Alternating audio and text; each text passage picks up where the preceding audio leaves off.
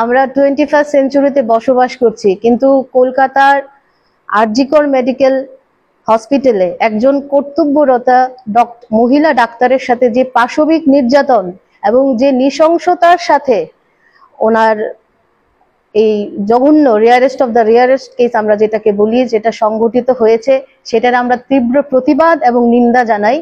আমরা আজ executive committee high court bar association, আমাদের আজকে প্রথম মিটিং ছিল।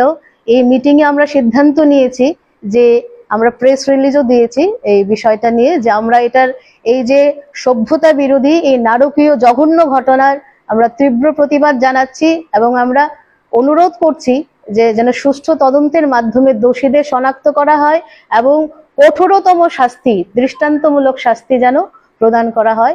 এবং আমরা আশা রাখবো যে রাজ্যের মুখ্যমন্ত্রী একজন স্বয়ং মহিলা, উনি বিষয়টা গুরুত্ব সহকারে দেখবেন এবং যে বিদেহী আত্মা তার সাথে যেন অ্যাটলিস্ট জাস্টিস হয়, সেটাই আমরা প্রার্থনা করছি।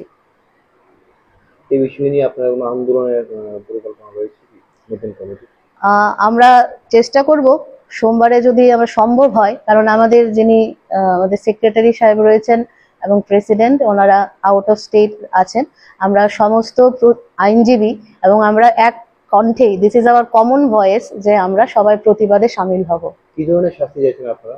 আমরা দৃষ্টান্তমূলক শাস্তি চাইছি, যে একটা সুস্থ মেয়ের উপরে, যে কিনা কর্তব্যরত ছিল, উনি একজন চিকিৎসক ছিলেন, যারা ভগবানের দ্বিতীয় রূপ, যারা আমাদের প্রাণ দেন, প্রাণ বাঁচান, ওনাদের সাথেই যদি এরকম হয়, তাহলে সমাজ আজ কোন জায়গায় গেছে।